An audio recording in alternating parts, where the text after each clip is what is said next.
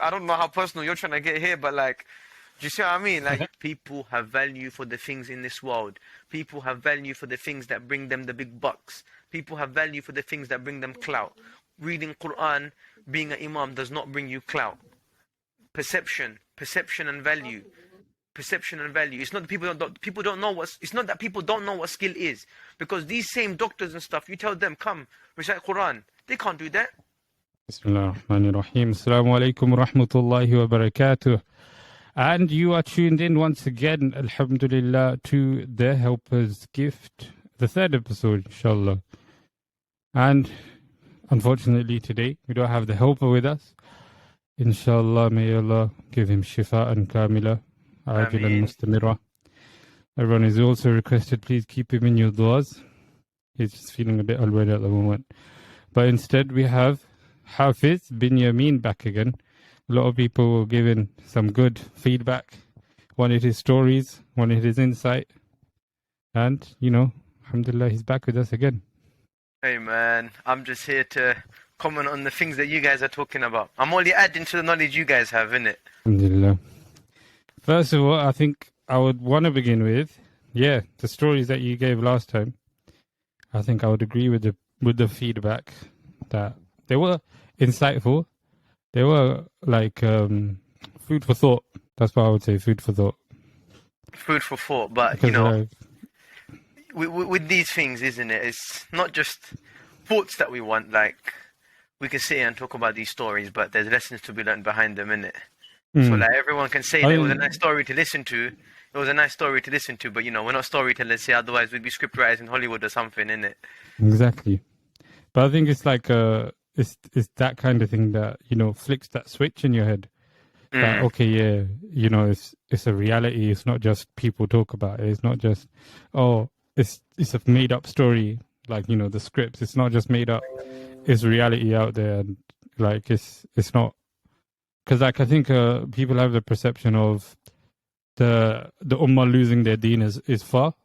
Like when it comes to like kids and this is how the environment is going into the future. This is how people are, and like people are, oh, look, in 10 years' time it's going to be so bad. And I think, well, forget 10 years. Like we're in the present right now, and it's not really that good.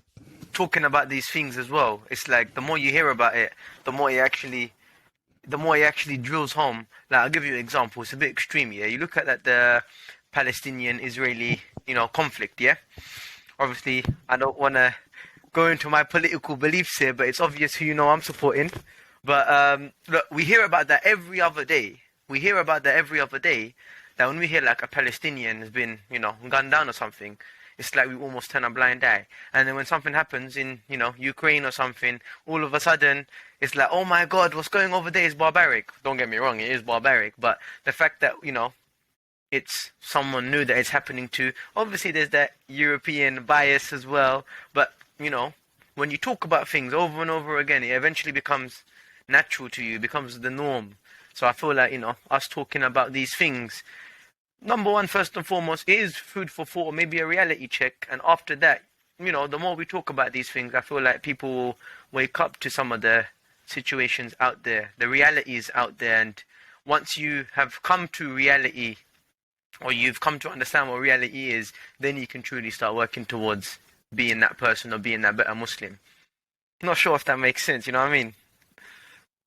No, I get it. But I think, like, sometimes you get desensitized to certain things. Like you said, when something is all up in your face, and if everyone is forwarding the same message, everyone is saying to you the same thing, like sometimes you just overlook it.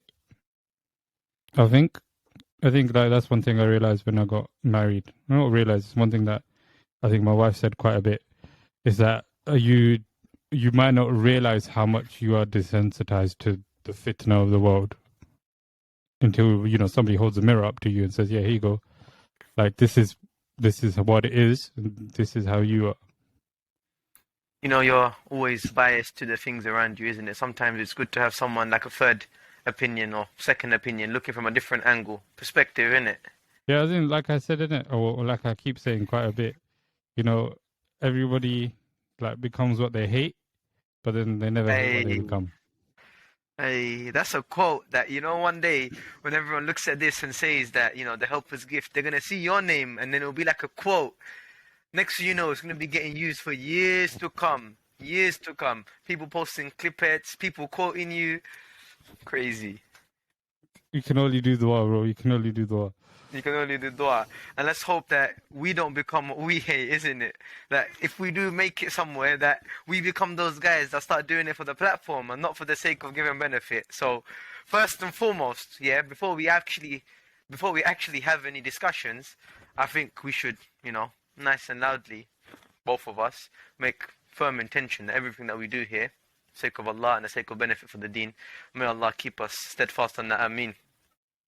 I mean, definitely. I think that's one thing that, yeah, it's when you're conscious of it, then you carry on like making sure you think about it. Otherwise, it might actually like get out of hand. Sometime you might actually forget about it. Like you said, you just start doing it for the platform. You just start doing it for the, whatever you can get from it, not whatever benefit you can give. And I think that's where it comes like to my first topic when it comes to us madrasa students, right? We graduate from madrasa, and whether your intention was something else, whether your parents' intention was something else, your asatiza, your teacher's intention is always going to be one thing.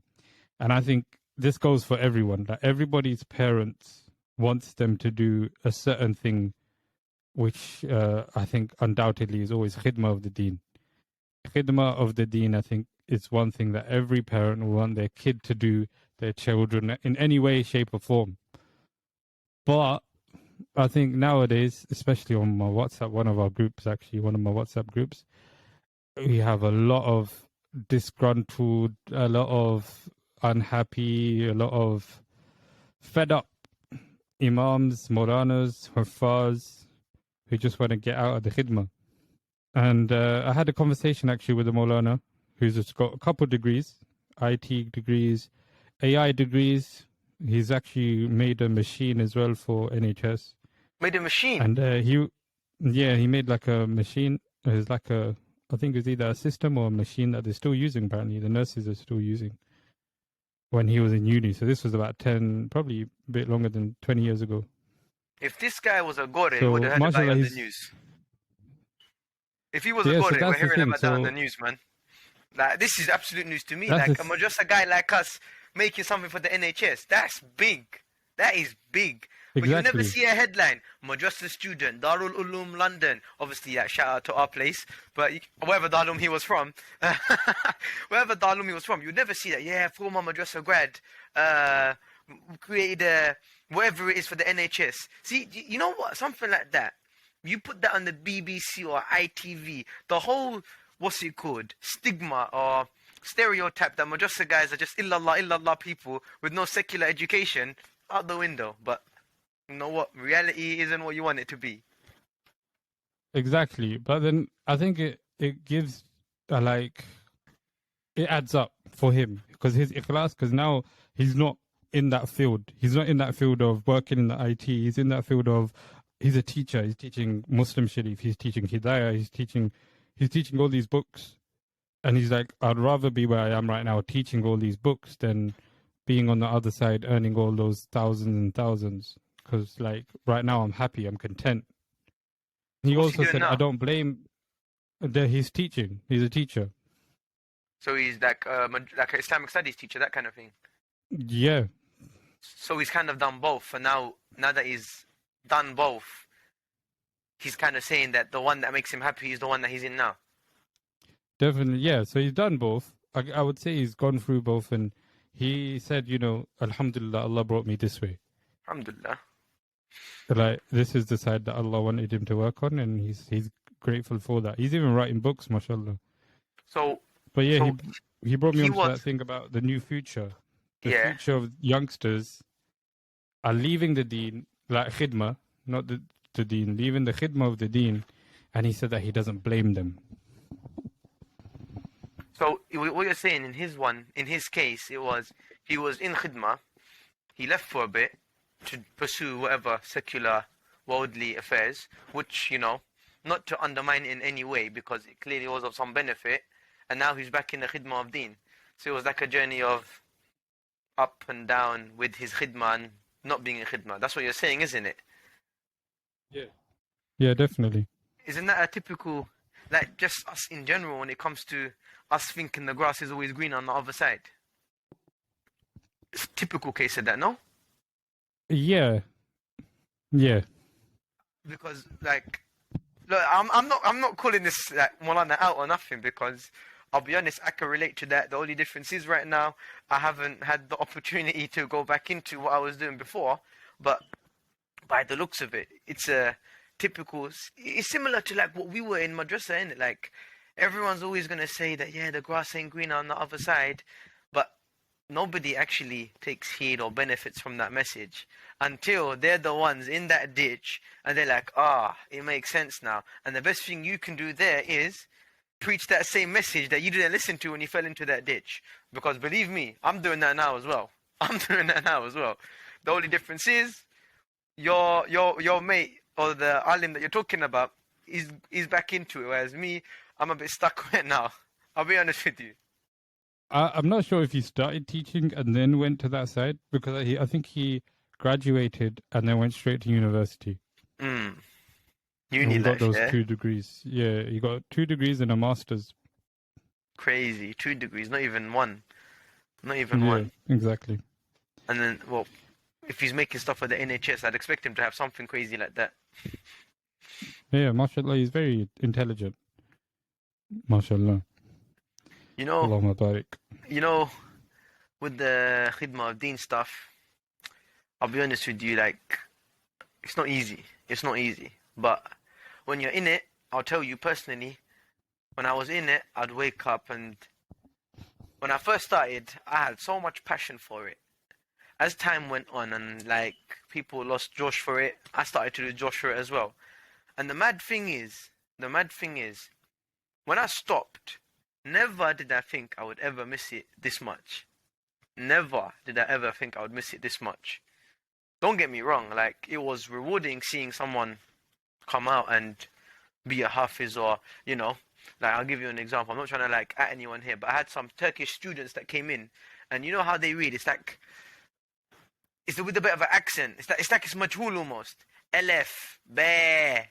It's a bit like that. Yeah. And like that's not like it just don't sound right. I had guys come in like that, but the amount of headache these guys gave me is unbelievable. About 6 years later, these guys were reading Quran and like the guy's trying to do like Qari courses or he's trying to like beautify his recitation. Like when you're in the khidmah of deen and you're going through that headache for the naughty kid that's telling you to go do one and swearing at you, you forget about the actual fruits for your labors. And I'll be honest with you, now that I'm out of teaching and I'm not in the mosque no more, I'm realizing that, wow, it wasn't as bad as I made it out to be. And now I'm just sitting here thinking I need to get back into something like that. But the mad thing is, all of a sudden there's no opportunities no more. And I'm just here like, yo, I made a big mistake. Big mistake. I think I think I said it before, I'm not sure.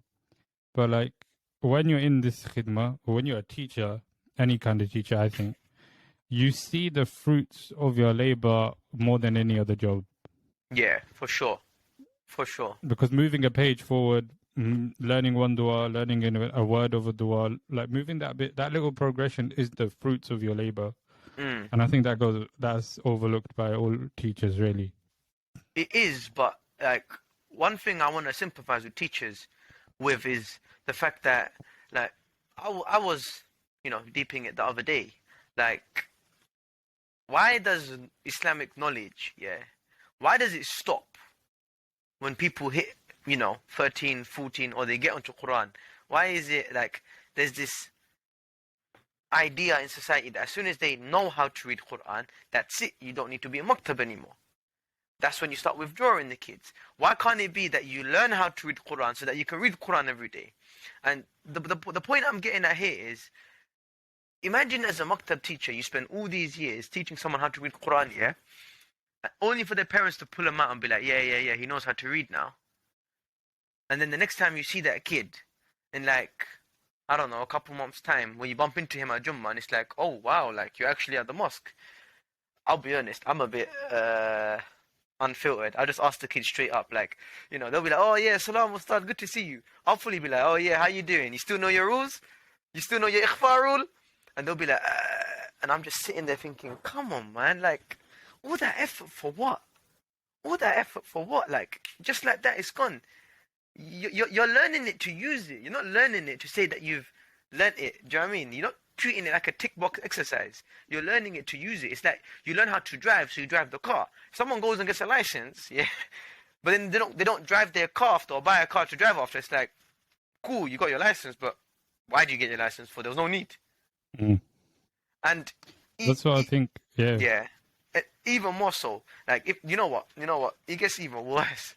With that.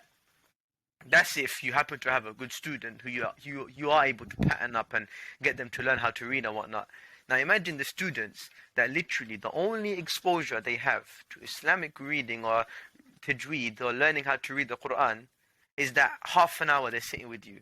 I had kids that will come in and they're like, sir, what page am I on? I'm like, bro, I have not seen you since last week. I've written it in your book. What are you doing at home? Oh yeah, mom just said come learn it here. And I'll sit there and be like, I swear to you, you don't like expect to learn your English language in half an hour a week. It takes you 16 years for you to get a qualification in GCSE English, and you're doing it like 8 hours a day with homework, and you're speaking the language every day. But the language of Allah is that all of a sudden you're gonna learn it half an hour sitting magically in a mosque. I got that exact same thing today. Ustad, I don't know where I am. Ah, Lord, that annoys me more than anything. I'd rather have a kid make a major mistake whilst reading than a kid that don't know what he's reading. And it's just like, okay, bring your Quran here. And he brought it to me, and then he's like, see, there's a mark here, and there's a mark here, and there's no mark after that. And I was like, well, then you're there to there. What a genius! What a genius, yeah. Mate. Nah. And then man. he like sat there for like 10 minutes, and he's like, yeah, we'll start to know it. I was like, oh, come on then. But yeah, mashallah, he didn't know it. Bro, you're not gonna learn how to read Quran in 10 minutes, man. Like, think about it like this. I'm not trying to call anybody out because a lot of the stuff that I talk about here, like, shout out to the listeners and that, because some of the people that listen to this stuff are people that I know personally, and some of the stories or examples I give are in relation to them. So I won't use any names. If I ever do offend anyone, by Allah, please forgive me. But look, I'll give you an example. I'm not going to say where, in case anybody does hear, but adults, yeah? Adults who've supposedly learned and been to mosque and graduated, yeah? I would never let them lead salah if I'm there. I would never let them lead the prayer if I'm there. Not as a pride thing. Not as a thing like, yeah, I'm that guy, I'm going to lead it. People just can't read. People cannot read. And you sit there and you think like, I swear you went to mosque and you studied for like 10 years. And like, when you were at uni and college and stuff, you'd go around and be like, yes, I am the guy, the Sheikhul Tajweed. And now all of a sudden you can't read no more. Like, what's that about? It's simple. Because knowledge seeking, it don't stop. It don't stop when you hit a certain age. And then these same people, they go on to become parents, then they can't teach their own kids, and then their kids fall into that cycle. So ongoing cycle. And the maktab teachers are the ones that got to pick it up. The maktab teachers are the ones that got to pick it up. And when it doesn't happen for the children, who gets to blame? The guys on £5 an hour, even though that's half of minimum wage. The guys in the maktab getting paid that dreadful wage. So actually, yeah, today was teacher strike day. And these guys are like 30k a year. Believe me, I did maktab for like what? Almost 8 years. I didn't make even a quarter of that. Not that I did it for the money, but you know what I'm saying. You don't do it for the money, but the money is what gives things value, isn't it? And if you're getting paid peanuts, well, it shows how much value people have for the Quran, isn't it? But then that's the thing why people are leaving the Khidmah, right? Because I see a lot of people that leave in Imamat or mainly Imamat, because then they think that, oh, I could do maktab, I can teach on the side, I could teach later when I finish my 9 to 5. But then obviously, you do a 9 to 5, you get tired. So they're like, yeah, I'd rather go into accounting and, do whatever I can. Part-time Khidmah and work full-time. That I don't buy. I don't know how that will ever work. I don't buy that. Because like somebody said it to me the other day, yeah, guy's not even practicing, the guy's not even on deen like that. But it really was an eye-opener. It was like, we all say that Islam comes first, yeah? And Islam is the most important thing in our religion. Everyone will say that. You'll say that, I'll say that. Because I can't remember what I was saying last. Yeah, there's just a little bit of technical difficulties. But yeah, so basically I said about the reason why people are leaving the khidmah is because of the pay, basically. And Look, like part-time khidmah, full-time work. And you were saying that doesn't work. nah, don't get me wrong, it does work. Like, obviously, as Muslims, being the khidmah, have tawakkul, yeah, we should. But, you know, tie the camel, then place your trust in Allah, innit? The way that the systems are set up, you're not gonna be looked after. Like, everyone will say that, yeah, I got big respect for the Imam. But then, okay, show him that respect. Show him that respect. Like, go to Saudi and that, they might do a lot of things wrong, but at least they treat the Imams well. They do a lot of questionable things, but in the Middle East as well. They might not be the morally straight people, but when it comes to the Imams and scholars, these guys are getting royalty treatment. Then our guys, oh yeah, he's a freshie from Desh, although he's probably learned and knows the whole of Bukhari off by heart. Yeah, man, just give him a room in the corner of the mosque where there's probably a leak in the ceiling or something like that. And yeah, that's the guy that we've apparently got value for. And look, I'll be honest with you. We all say that, like, oh yeah, we'll be tired after work. But ultimately, all the pious, knowledgeable people before us, these guys would spend hours upon hours being in the khidmah of deen. And any money that they had to make, it was literally so that they'd make enough money to survive and provide for their family. And then the rest of the day that they had, they would use that to commit their hours to Allah and knowledge. So it was literally, they were working so that they could have free time, the free time that they could use to pursue deen, to be in khidmah and do everything that we're not doing. Whereas us, we work to make money, not so that we can use it to free ourselves up and go into khidmah of deen. We do it so that we can make money, so we can live a comfortable life. So I'll say it straight up. When I get home after work, 9 to 5, I'm doing is chilling. I'm doing nothing. Straight up, I'm doing nothing. I'm going to say that most people are the same as well. Most people are the same as well. We have that time, you just don't not bother to do it. And whether or not you want to be in the khidmah of deen is completely up to you and how lazy you are. And mate, I'm the most guilty one of that, which is why I'm trying to do something now. So I don't buy that. I don't buy that one bit that you can't do it because you're tired. I don't buy that. You can, it's just that you're lazy. So you are tired. You can, but you can't. But you won't. Not that you can't, you won't. Then it comes down to that passion, innit? If you don't have a drive for it, you're not going to do it. Because after work, like you said, you're chilling, right? But if it's a football day, yeah, you're getting ready for football. If it's like you got a motive, if you got something that you're going to go do, that you want to do, let's say, you're going to make sure you go do that. So then it comes to that passion. But then what kills that passion? And like, how do you build that passion? For you, what is it? Because then, like you said, now you said you want to get back into it, yeah? You got out of it, but like now you want to get at least a bit into it. Like one of our teachers in madrasa said, you know, if you leave madrasa, just keep a little bit of deen, maktab at least, just teach something that you can. But yeah, now you want to get back in. Like you had that passion. What killed that passion for making you wanting to leave? And now what is reviving that passion? Straight up, what killed the passion was people weren't on it. Children weren't on it, and look, you don't expect children to be on it. They're young, they're balig. Like, they're not even accountable for their own sins. But the children, whether or not they're on it to do something, comes from the parents. Now, you go talk to the parents, they are like, children are ignorant, but they're ignorant because they're innocent. Parents, not all parents, don't get me wrong, but parents are ignorant, but they're ignorant by choice. They're ignorant by choice. They know right from wrong, but they still have that little bit of goodness inside them that they're like, oh yeah, they're still Muslims, so let me just send them mosque for the sake of it. Now, seeing that killed me. I had kids at Maktab that would come in and like, look, me personally, I like to talk to the children. I don't want them to think I'm some mullah or I'm some Quran guy that knows the Quran and that's all it. I can't have a conversation. I'm some boring guy.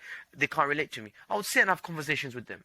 And some of these guys would open up and they say stuff like, yeah, during the Christmas holiday, we're going to have wine and roast dinner and stuff. And I'm sitting there thinking, what? So then, like, you Muslim? Or, like, what's that about? Oh, yeah, dad said we still got to be Muslims, but, like, We're not really practicing like that. We just do this because we have to. Seeing stuff like that straight up, it killed me. But what brought that passion back in me was, number one, if I don't do nothing to fix that, no one else is. If everyone else's passion is dying, if my passion is dying, so is everyone else's. Now, if everyone's passion dies, what happens? Those people won't have a mosque to go to, so that time that he is spending in the mosque, chances are he's probably going to be doing some other Thanksgiving or non-Muslim related celebration that he's not at the mosque at. Or during the Christmas holidays, the kid will have, let's say, 4 hours at mosque and then 10 hours at home. Yeah? Let's say I'm not at the mosque no more. The mosque closed down. Whoever's the teacher's not at mosque no more. The kid's not going to go mosque no more. So the 10 hours doing his haram celebrations and that is 14 hours now. So it doesn't make sense. It's a paradox. But at the end of the day, 4 hours of Islamic studies and Quran might become 5 one day. You never know. And, that thought, seeing that little bit of difference, that little bit of hope that I could be the reason why someone seizes all of the non-religious activities, that lit the fire in me again. And a bit more personal. Guy at work, he asked the question. He was like, very cliche. Actions speak louder than words, but like every Muslim will say, yeah, Allah comes first, but then do our actions actually show that? Do our actions actually show that? We're talking about how Allah comes first, but when you come home from that 9 to 5 and you're like, yeah, I'm tired. Mate, you're tired from making money in a job that Allah's given you, barakah in the wealth that Allah's given you, and now you can't go do some khidmah. Like, if you really put Allah first, you would get up off your backside and say, you know what, I'm tired, but for the sake of Allah, for the sake of deen, I'm going to go teach. And when I realized that, I was like, yeah. I go around telling people, yeah, I'm a practicing Muslim, I'm a Muslim on deen, but the truth was, I was coming home after work, sitting there doing nothing. I was doing nothing for deen. That's like a bit of an extreme example, but like, that's like somebody in a relationship saying that, oh yeah, I love my partner, but then they don't actually do anything to show their love for them. It's a contradiction, man. It's a contradiction. Same thing here. I can say I'm on deen, but if I'm not doing anything to show I'm on deen, it's an empty statement. And that's exactly how I felt. And it was a guy at work who's not even practicing, who didn't even mean to question me in that way. He didn't even mean to. He was genuinely curious. Why is it that you say you're practicing, but I don't see you doing anything now? And when you asked me that, I was like, you know what? Allah sent this guy to me. There is no way he asked such a question, which I can't lie, I was offended by it. But, the truth hurts, I suppose. I was offended by it, straight up. And that's why the passion is coming out now, as you can see. But then, so your passion was, okay, what killed your passion was the lack of interest, the lack of, what would you say? The lack of, interest, right? Or No, not even interest, the lack of value. Straight up, the lack of value. Yeah, lack of value. value. But then, now you can say people are different though, right? Because then, if somebody doesn't want to do imamat, right? You're talking about maktab now. Let's talk about imamat-wise. If somebody doesn't want to do imamat, and I can vouch for why they don't want to do it, is because, well, it's not paying the bills. So go actually get a real job. I don't blame them. People say. I don't blame them. Like, I was deep in it the other day, and I swear to God, I felt so guilty afterwards. I asked myself, fully, if I got offered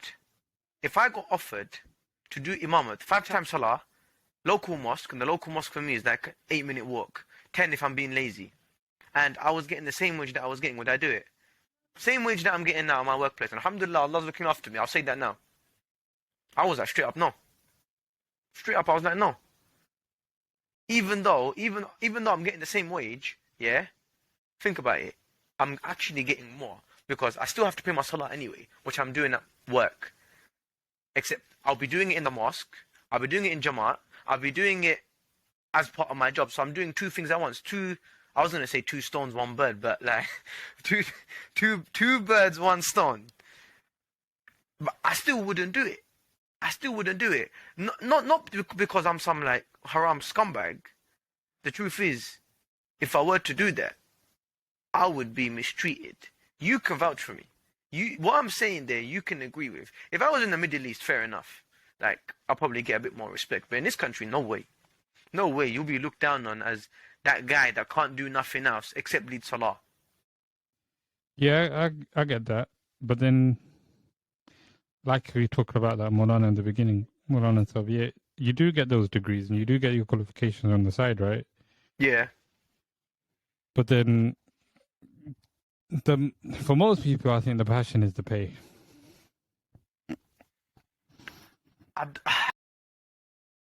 Look, money doesn't buy happiness, as people say. But like I said, money is what gives value to things in society, isn't it?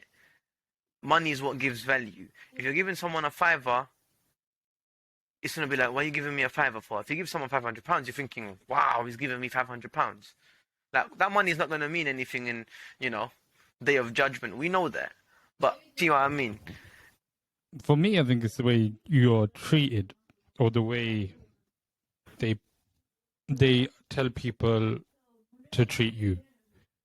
Well, not tell people, but like if they have children, the way that they're gonna tell their kids tarbiyah on how to treat person, the way that I think it's the way the person treats you and treats people like you.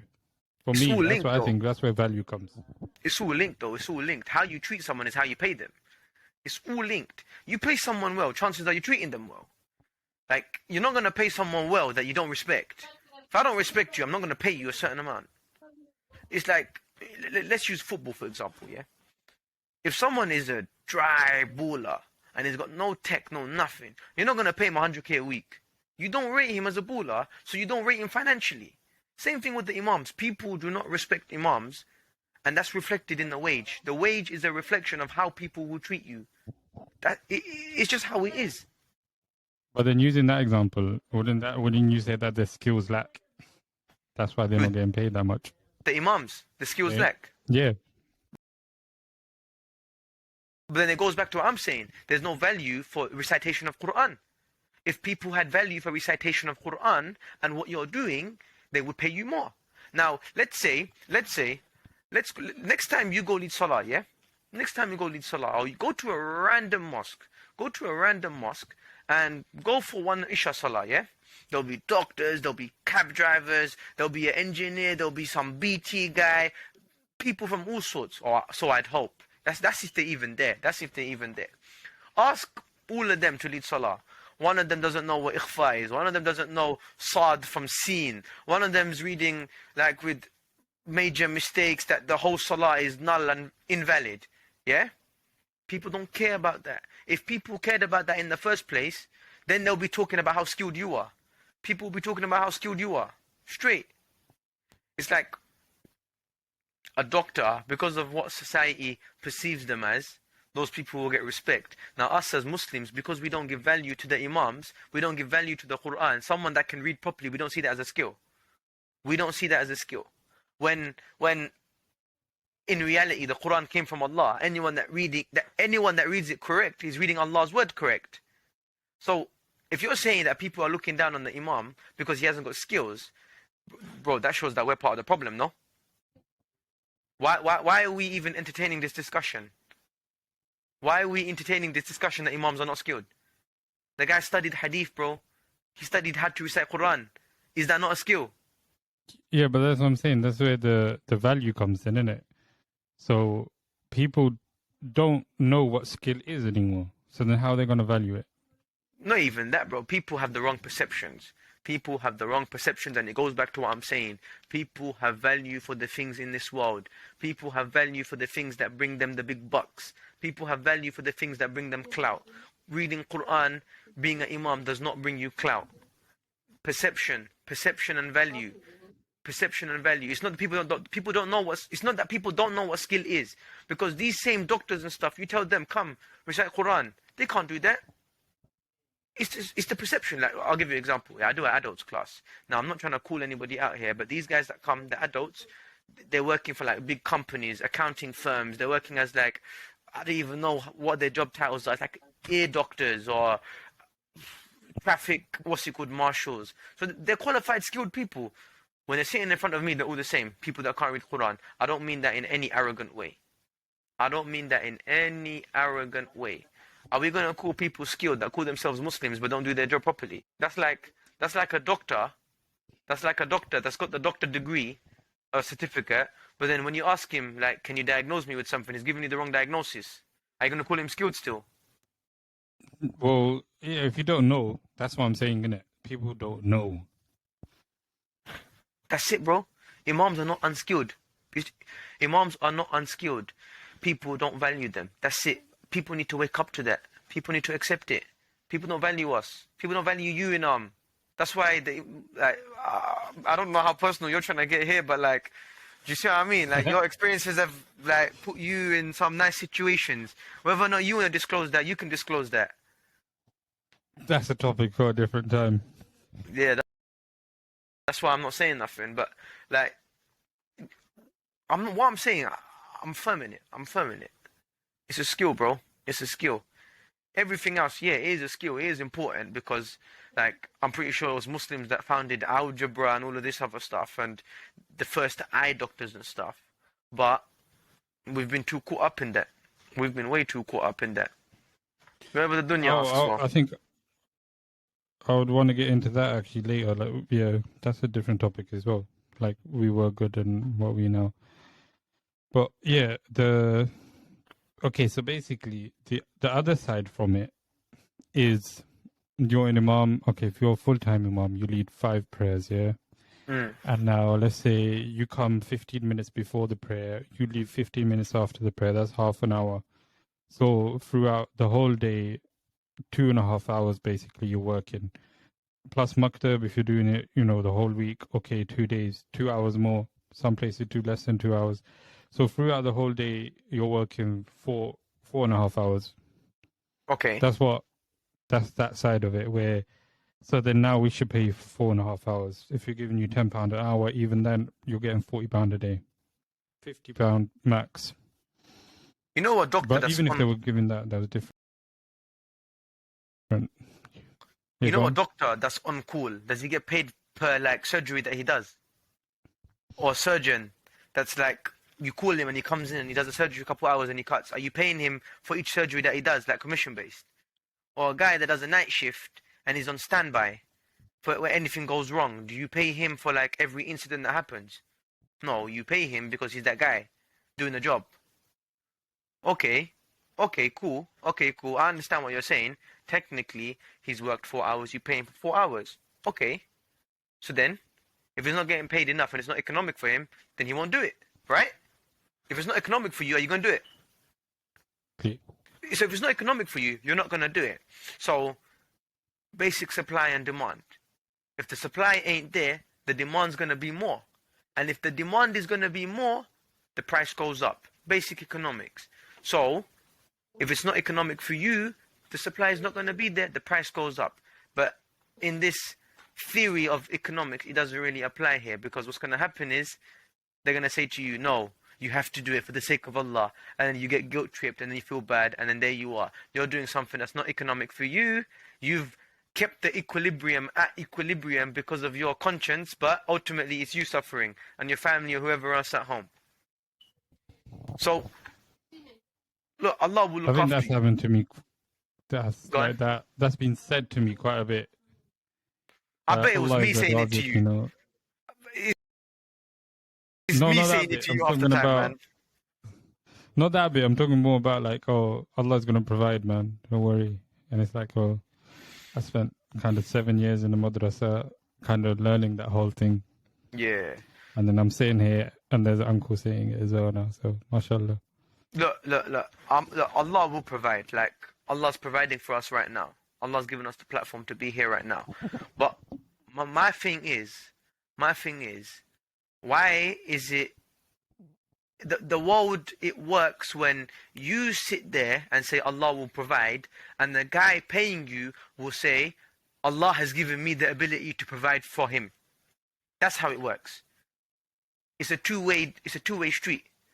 You have to sit there and say Allah will provide for me, and the guy who's got the money, who's dealing with it, the guy who you work for, the guy above you, he should say that Allah's blessed me, now I'm going to use that blessing to look after you.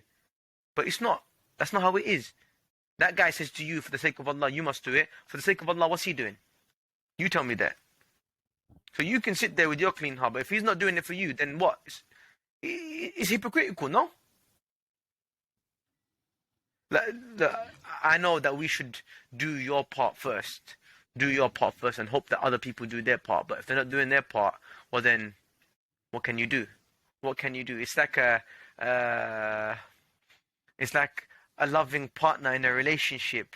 One partner is constantly giving love to the partner who's not giving anything back, who's not reciprocating it. Anyone in a relationship like that, you're going to look at them and say, what's wrong with you? You got to leave that kind of relationship. It's toxic. You got to leave it. So why is it in a work relationship that's like that, we can't turn away from it? Because people guilt trip us. People guilt trip us. And obviously nice people like you get tripped up by it. You're a nice person. And that's why you fall for it, Inaam. Actually, I get it. Somebody else was saying as well today. Well, tell me you disagree. Tell me you disagree. Tell me you disagree. I disagree with what, the guilt tripping or the... Go on, tell me why you disagree, innit? Don't just sit there and tell me you disagree. Give me a reason. I don't disagree with it. That's the thing. Like I get it. Obviously, because you're talking about my situation. Like you're talking about the situation that I'm in. I get it. You said that, not me. I'm talking about in general, bro. I'm saying like from my point of view, because I'm in that Imaam role. I'm in that Khidmah role. So you're talking about it from the side of the Khidmah role, and I get that. But I also understand, like, I like to say I'm old school, but I'm not really that old school. There's much people that are more old school than me. So they can go through that trial, minimum wage or whatever they get in the lowest, and that tawakkul level, and that Allah is going to provide level, and they go through it and they come out the other side with a house, with a good car, good family, running the house well, not starving. And it just makes you think, well, Allah provided for them. So now this new generation of Imams, this new generation of teachers, this new generation is coming into the Khidmah. Yes, they were born here. Yes, they've studied here. But does that really mean that now this whole structure needs to change? You know, okay, cool. That one thing that I thought you were going to say, but you didn't say, and someone else that's a bit clever and wise listening to this will turn around and say, look at the Anbiya alayhi salatu wasalam, yeah? Even the ones that were blessed with wealth, they still had some trials and tribulations. Correct me if I'm wrong, but wasn't it Ayub alayhi salam? That he had, was it Ayub alayhi salam? He had everything, but then Allah took it away from him as a test. Oh, I got it wrong. What do you mean by everything? That he had all the riches in the world, he had all children, he had lands, crops, everything. And then Allah took it all away. I'm not sure about the riches, but yeah, he had children, he had a good family, he had... And he lost everything, isn't it? And he lost everything, right? Yeah. Oh, I got confused with a different prophet. Yeah? No, that was Ayub alayhi salam, yeah. You know, even if I have got it wrong, like, if someone is listening and, like, you know, I have made a mistake, Allah forgive me, please do correct me. But let's take the prophets, for example, yeah? When we look at their stories, we wish peace upon them. We say they were friends of Allah. We say that Allah loved them. But then when we look at them in their lives in this world, they had a lot of trials and tribulations. They weren't, like, living that rich 100k a year life, that fancy luxury life. For them it was tough too. And that is a reflection of how much Allah loves them. So from that you can deduce that chances are Allah loves the ulama, Allah loves the scholars, Allah loves the imams and the people in the mosques. That's why He's given them those trials and tribulations, yeah?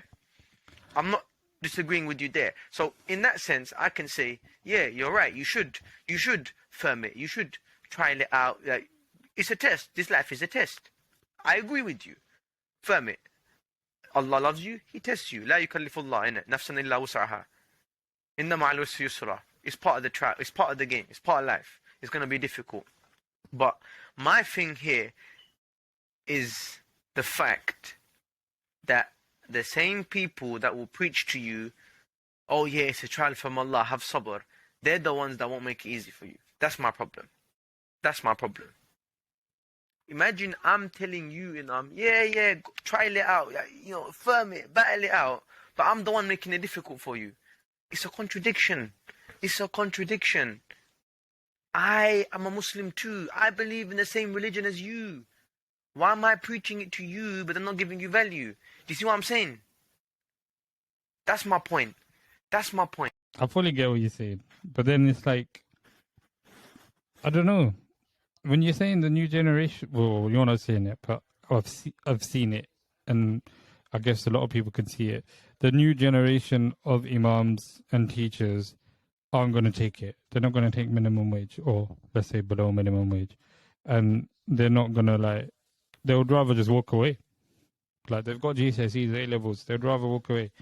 And that's what I'm saying. There's no more firming it.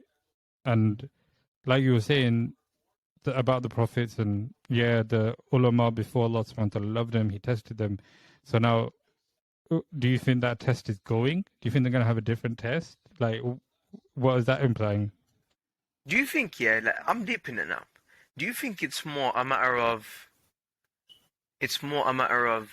us as humans, we need to be put under pressure for us to do things properly, so that if we do start rising up and having an uproar and saying that, yeah, we want more, we want our rights, that we won't do the job properly? I'm just deep in it now. Because in this Explain that again. in this flawed system, right?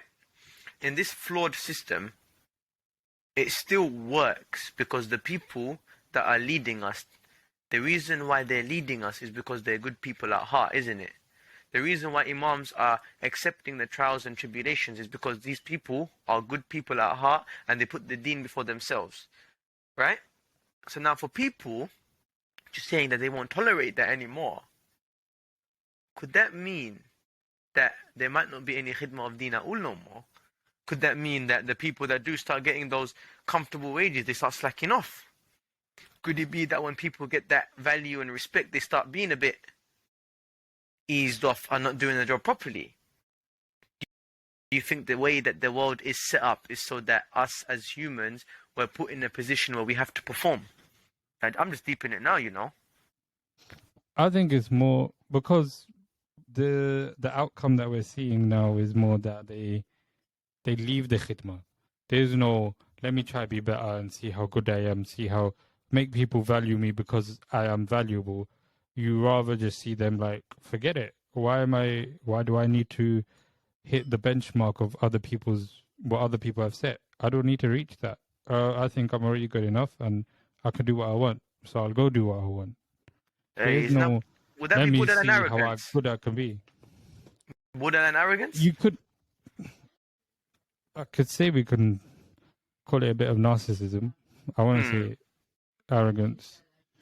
You know, okay.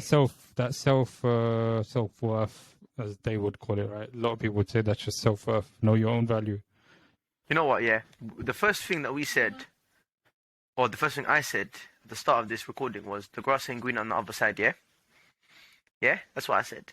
Let's say, imagine, imams did get value. Imams got treated well. Imams were looked after. And you were treated like absolute royalty. Do you still think, during your times as an imam, you would have been on job in the way you were when you were mistreated and, brushed under the carpet? Do you still think you would have been on job in the same way? You're on mute, brother. I didn't fully understand. What do you mean? Do you think I would still be here if I wasn't valued? As in, you were obviously very undervalued, yeah, in your job, but you still performed, right? You still gave it your all. You still said, I'm going to do this properly for the sake of Allah. I'm going to be an imam for the sake of being imam. I'm going to be an imam properly, right? That's what you did, correct? Yeah, but now let's say, come in sometimes. Okay, cool. That's always going to happen anyway. But I'm saying, imagine they really treated you like royalty and they gassed you. Could that waswas not come in there as well, to the point where you're like, yeah, man, I'm imam, I could do what I want, to the point where you don't do nothing? Like, I'm just thinking about it now. I'll give you an example, yeah? Might be a bit unrelated, but let's take a look at one of the most promising young talents in football, European football, Mbappe. As good as he is, yeah, do you think his ceiling would be higher if he was under a manager like Mourinho, or do you think his ceiling would be higher if people continue gassing him up? I don't think it could. Well, because I think it would be bigger. Because think about it, if he's with someone that's got him under wraps, They're not going to let him get big-headed. Cool, they might limit him a bit, but they won't get him too gassed up where he goes and does the wrong things. Whereas if they leave him to like, yeah, just do your thing, we rate you, we treat you so highly, he's going to get gassed to the point where he thinks he's untouchable, no? So I'm just thinking now, do you think Imams could become like that? Do you think Imams could become gassed where it's like, without me, there is no 5 times salah. Without me, there is no maktab. Without me, there is no mosque services. Therefore, even though I'm on 40k a year, I could do whatever I want. Do you think that could happen? It's a possibility, but then that's why we're talking about. That's why there's Imams talking about unions and strikes.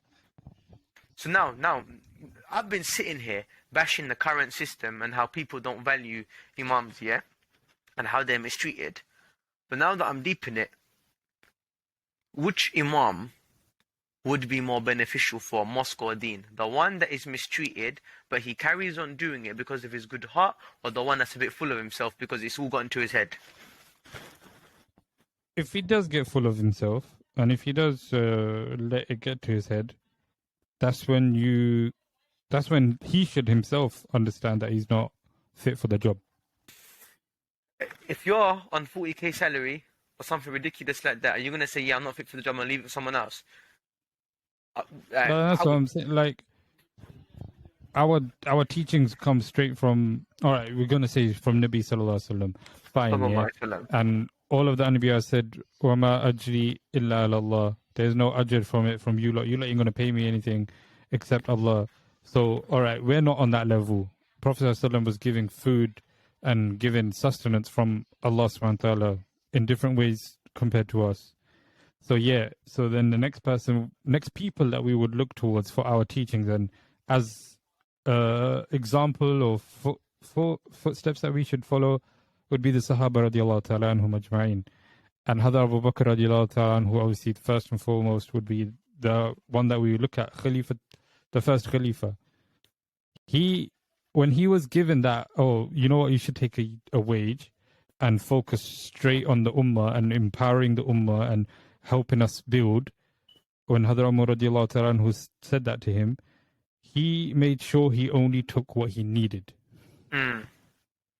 And whatever was extra, he gave away to Sadaqah. He said, don't give me that extra, I don't need that extra. Even when he was dying and on his deathbed, he was saying that, oh, I need to give this in Sadaqah, and I have one slave and I have one camel that I bought, and give that to the next Khalifa. Whoever is going to be the next Khalifa, give that to him, because that is for the Khalifa, that's not for me. So now, if you're following those footsteps, as the Imam, you should be following those footsteps. Those are your lights. Those are your stars that you follow. If you see yourself step out of that, I don't know. You can never ever see yourself have pride, because you always just think, oh no, it's valid, or I'm right to have it. So obviously you need somebody else to highlight it to you, but you can always tell when you're like a bit full of yourself. Sometimes you can be so full of yourself you don't see it.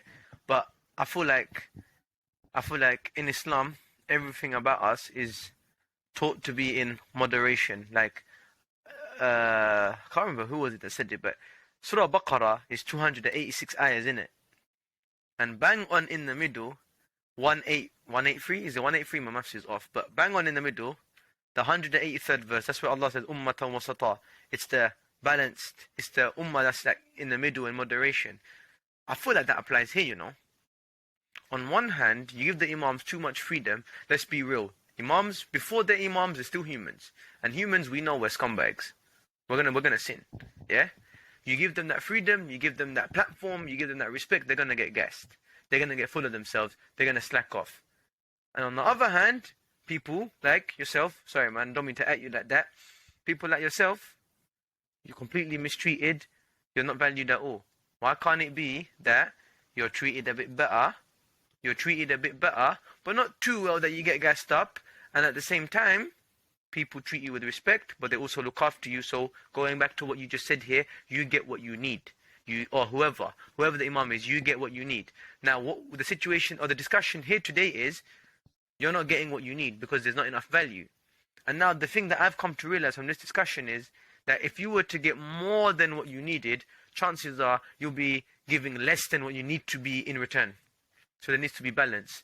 There needs to be more given from the people, and there needs to be a bit more reflection from the Imams. I feel Middle like, ground, right? yeah, middle ground, man, middle ground. It's not either or. You know what? You know what? I feel like we were talking about equilibrium earlier in economics. Now I feel like we need equilibrium here when it comes to value and humility. Crazy, crazy. But that's you're taught that in the Deen, though. You're taught about humility. You're taught about being humble and, you know, not getting pride. Like that's the first thing that we're taught about in, you know, the story of mankind, where Shaitan had that pride, and that's why he did that sajda. But yeah, so like I said, you can't tell when you have that pride. It's a hard thing to tell. I've been trying to battle with that myself. But like we said, the middle ground, and I think I'm going to add somebody here, Maulana Mustaqim. He was like the voice of reason, because there was a lot of people that are like, oh, what you're getting, you should get this, you should get that, and this is the value. And he would like message me on the side that, look, understand it, we need to understand it, and we get it by all means, but there has to be a right way to do it. There has to be a right place. It can't be people demanding so much but not giving that much. Like you said, there needs to be that middle ground. Like, you know, we need to know our worth, but then also we need to show our worth. If you're not showing that you're worth that, then how can you demand that? It's a two-way street, man. It's a two-way street. We've been saying that the whole way. But look, one thing is knowing something, another thing is understanding it, and even more so is implementing it. I feel like, given the way we are, we don't even know that we need to be at equilibrium. And what you don't know, you can't understand. What you can't understand, you can't implement. I don't think people even know. You're always scared of what you don't understand. Exactly. I think people don't even know we need to be at a balance in Islam. And the people that do know, I don't feel like they truly understand it. Like, look at even us. Like, I was fully having a rant on your behalf about how you were mistreated. And then talking to you made me realize that, you know what? Maybe it's not so bad. Because had you been given that freedom, you might have been an absolute slacker. Like, I'm not trying to at no one here. Yeah? But there was a mosque that I visited recently. And at this mosque, what's it called? I was talking to one of the Imams there. He was saying that they really look after you. They really look after you. They give you a good wage. They give you like a good class. They give you like a good annual leave package. Like, when I heard that, I was like, damn, mosque giving an annual leave package. That is absolutely unheard of. You only get that in a professional workplace. And I was like, damn, this mosque is taking good care of you guys. Like, you know what? I fancy working here. I would gladly work in a mosque I'm getting taken care of. You know, I hung around a bit. I saw what the situation was. Brother, I'll tell you now.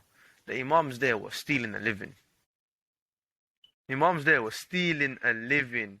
Like, you could get a revert brother to join one of the classes there. There'll be no difference between him and the kid that's been there 6 months. He don't know what's going on. He's just there vibing because the Imam's getting a nice, you know, employment package.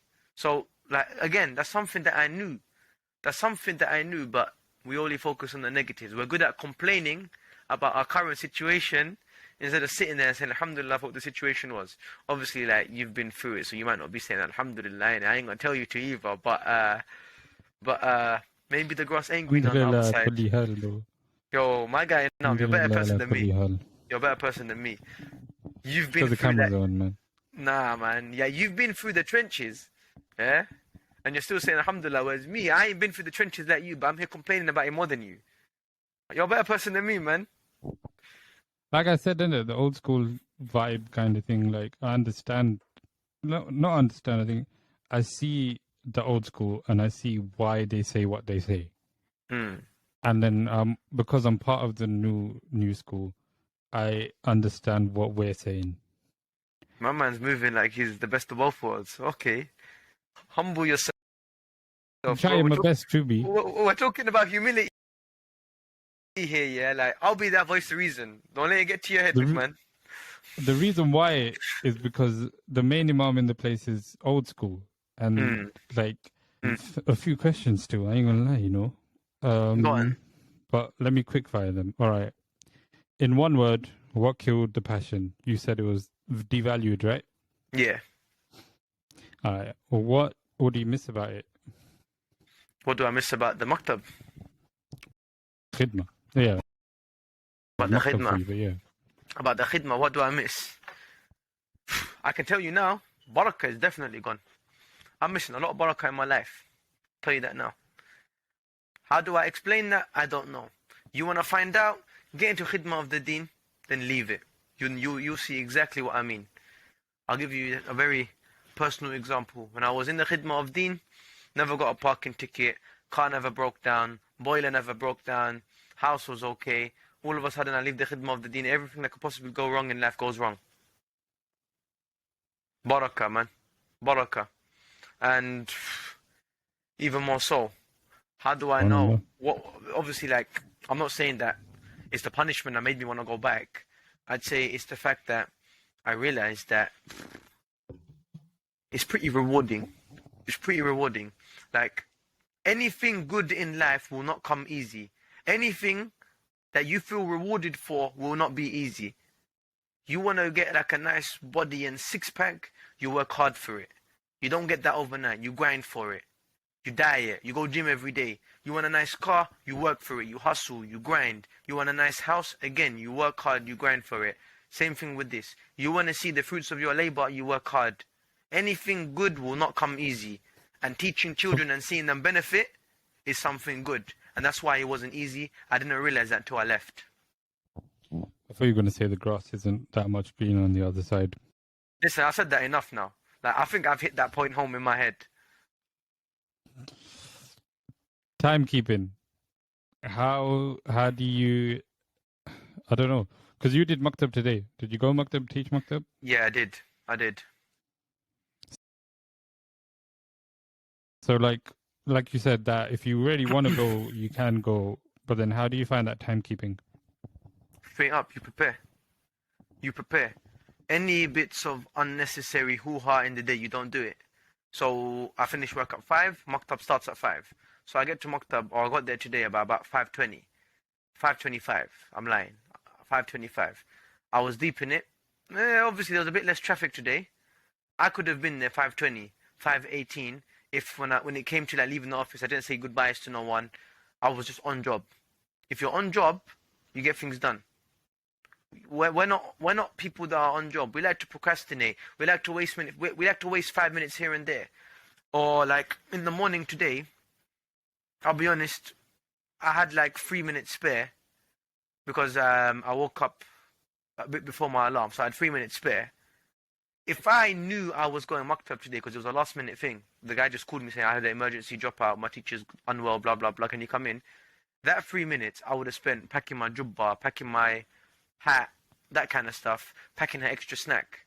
Yeah? We have plenty of time in the day, we just don't use it. Instead, that 3 minutes that I had spare, I won't lie to you, I sat there just looking at my cat, telling him, hey, don't sleep all day. Straight up. That was such an unnecessary thing to do. You cut small things like that out in the day, that's 3 minutes. The 3 minutes that I was talking to my mate before we played Asr Salah today, that's another 3 minutes. Before every other Salah as well, 5 minutes before, 5 minutes after, that's about half an hour right there. Half an hour is how long it takes me and you to read a juz of Quran. So, you do the math, man.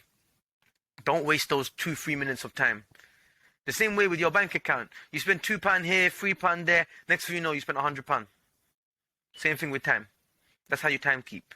Don't do anything that's useless, even if it is 1-2 minutes. You ain't getting that minute or two back.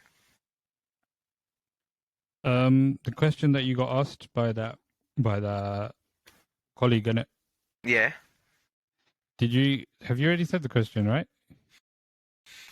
He asked, why is it that people say that they're on job Islamically, but then their actions say otherwise? Everything else seems to be a priority in life, but not their religion. That was it. Define on job Islamically. Because practicing Muslim nowadays is 3 salahs in a day, bro. So his one was pretty extreme. He's like, everybody says, I love Allah. Everybody says that for the sake of Allah, I will do X, Y, and Z. Go to the mosque at Fajr time. 1 saf, 1 row. 2 rows. Go to the office at 8 o'clock in the morning, where people have an 8 o'clock start, everyone's there on time. Muslim people included. Those Muslim people that say that they're on job for Allah, for their bosses at work that be paying them, they're there on job, on time, punctual, no problem. When it comes to Fajr Salah, yeah, I got work. Brother, who's paying you your wage? Not your boss, Allah is. Why is it for our bosses at work we can be there on time, but Fajr Salah we can't? That is a message to myself. I can't lie. I don't want to say this too loudly, but my mom, she says it to me every day, like, oh, you wake up for work, but you don't go to mosque. And I'll be straight up, like, it does annoy me, but it's true. Straight up, it's true. I'm lazy. So is everyone else that doesn't go. Straight up. I guess that full circle, right? Because then it comes back to the prophets, alayhimus salatu wassalam. They saw the ajr that they're getting from Allah, and we don't see the ajr anymore. You don't see the ajr that you get from praying Fajr. You don't see the ajr that you get from going to the masjid anymore. You see the ajr when in your bank account, because you can see that bank account. You can't see your bank account of the akhirah. So that's what makes it more rewarding. The fact that you can't see it and you still do it is what makes it more rewarding. The fact that you can't think of my bank account in the akhirah is increasing when I go to the masjid, when I'm praying Salah in Jamaat, when I'm getting there for namaz. You don't think of your bank account in the akhirah increasing, hence you're not trying to increase it. We're humans at the end of the day. Everything that we do is based on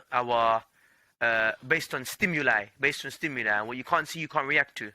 What you can't see, you can't react to. And that's what the faith is. The faith is that attachment that we have based on faith. And faith is not something that you can see, touch, smell, or feel. It's something that you can not feel literally, but you feel innately. And that is what defines the good Muslims from the better Muslims. No, but like we said, these are reminders. These are reminders. First and foremost for myself. Oh yeah, our mouth is closest to our ears before anyone else's. And oh, that's a good one. My mouth is closest to my ears. I'm so going to use that at work. And people are going to think you're so clever. Exactly. I could take clout there because I need it there. But, humble, humility, humble act and that. Free shout out. Humble act? Free shout out and that.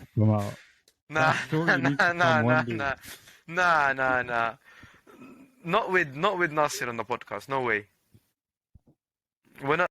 It's too soon. It's too soon to be atting people and having social media beef. No way. That's true. We're here. Good intentions. Here to spread a good message. Yeah. We might need to rethink that still. Yeah, no, like you said, man, you always have to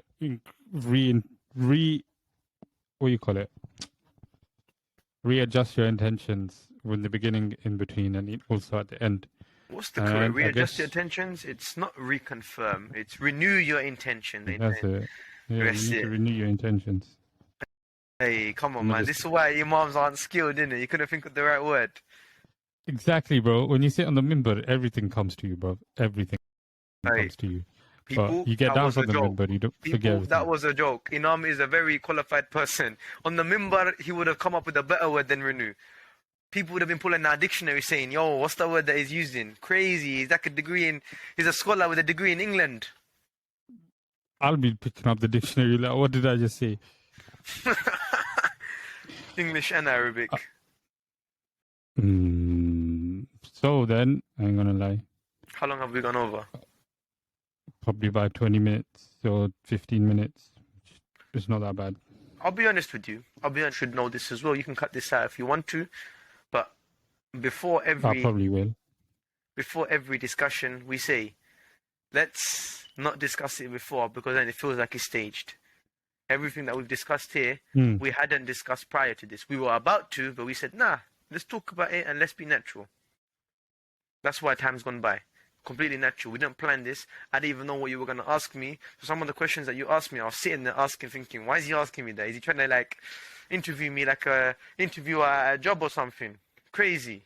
Throwing me under the bus. So I feel like us having this conversation for an extra 20 minutes, it just shows that, number one, how passionate we are about what we're talking about. And number two, that it's just us two guys and a third guy soon when he's recovered, inshallah. Yeah, just talking their thoughts openly, nothing to hide, nothing fake about it. What's the word I'm looking for? It's natural, completely natural. Don't you agree? I guess no, definitely. As in, I think the word that we should be using is transparency. 100% transparency. Like, yeah, this is 100% not staged. You know, we're not doing takes. We're not writing it down beforehand. Like, yeah, this is what we're going to talk about. This is what we're going to say. It's just a topic, and yeah, we just talk about it. You know what? Yeah, it feels like a throwback to them times. We go through a kebab. As well, but I'm gonna say you repeat it. Yeah. Say yes. I ain't got a good voice in it, so I can't do kirat. Same. Ain't gonna lie. And you always cuss my tajweed in it, so why am I even gonna try for you in front of you? Nah, bro, your Surah Buruj on point. Your Surah Buruj on point. Inna batta share. That ta on point. Oh, it's qalqala, bro. You talk. Look at that. That's what I'm saying, bro. So, I'm saying it's on point. Why are you getting triggered? So once again, yeah, my gift is gonna be another dua. So the last dua that we did was Allahumma ma asbaha bi min ni'matin aw bi ahadin min khalqik faminka wahdaka la sharika lak falakal hamdu wa lakal shukr. That if you read that in the morning, Allahumma ma asbaha, and in the evening, Allahumma ma amsa, then what that does is for the rest of the day, all of the shukr that was wajib upon you, all the gratitude that you should have shown to Allah would be shown through this dua. So you say in the morning or you say in the evening, Allahumma ma amsa bi ni'matin aw bi khatim min halqik faminka wahdaka la sharika lak falakal hamdu wa lakal shukr. I haven't said it in the evening, so I'm just saying it now. And I gotta learn that one still. Now this is another one for morning and evening. Same thing. You don't have to change anything. You have to say it 7 times. And if you say it 7 times, it comes in a hadith of Abu Darda radiyallahu ta'ala anhu that Allah subhanahu wa ta'ala will suffice for him for any of his concerns. If they say this 7 times, then Allah subhanahu wa ta'ala will suffice for the person, the reciter, against any of his concerns throughout the day or throughout the evening. Is Hasbi Allah. Hasbi Allah. La ilaha illahu. La ilaha illahu. Alayhi tawakkaltu. Alayhi tawakkaltu. Wa huwa. Wa huwa. Rabbul Arshil Azim. Rabbul Arshil Azim. Yeah, you say that 7 times in the morning and also in the evening, and Allah subhanahu wa ta'ala will suffice for that person against all of their concerns. The hadith is mawquf, but the classification I won't lie of to the you. What does hadith mawquf mean? Marfu'. Mawquf is that it stops on the sahabi, stops on the companion of the Prophet sallallahu alaihi wasallam. So he doesn't actually say it. The Prophet sallallahu alaihi wasallam said it, but him making this kind of claim means that only the Prophet ﷺ would have told him that this claim is right. Okay. On that note, we will be ending it. Jazakallah for listening. Jazakallah for tuning in. Jazakallah for giving us your time. And inshallah you learned something. Inshallah you liked what you heard. And if not, please keep us in your du'as and do dua that we get better. Ameen. Ameen. Jazakallah Hafiz Binyamin, and may Allah subhanahu wa ta'ala give the helper Nasir Shifa and Kamilan. Ameen. Ameen. Wa rahmatullahi wa barakatuh. Assalamu alaikum.